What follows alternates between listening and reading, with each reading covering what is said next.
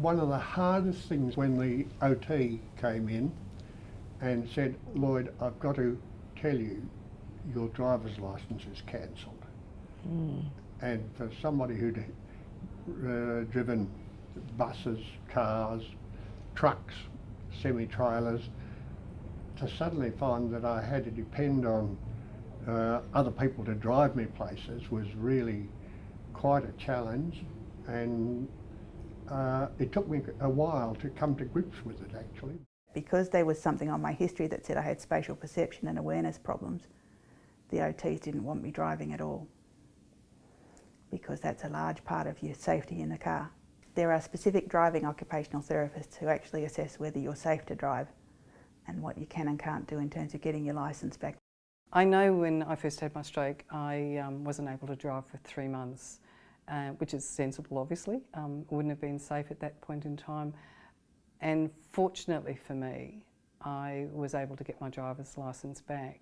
And but not everyone can. And not having your driver's licence back is actually impactful. And I think, you know, to lose that part of independence for a person is actually a huge. If I'd have lost my licence, it would have been something that I'd almost grieve over. And I know people who have. Because you no longer have a licence, effectively, you can't practice. The only way to practice is with an instructor in a dual car that's got the right equipment, so it costs a bloody fortune. The car that I drive has to have power steering, and it has to have automatic windscreen wipers and automatic headlights, because that one hand that I've got that works has to stay on the wheel. Like even driving, I've got to be very careful with driving with this left eye, because when your peripheral vision is affected, you think a car's right beside you. If I was a racehorse, I'd have to wear blinkers and probably be field shy.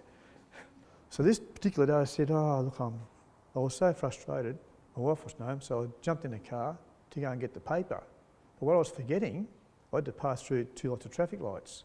At that stage there, I was okay when the traffic lights was a red symbol. The minute they put a green arrow, red arrow in there, my mind couldn't associate with that.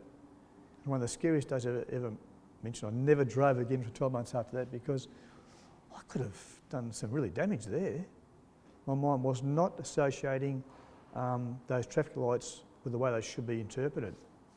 After, 6 months and going back for tests, I got my driver's licence back again and going fine.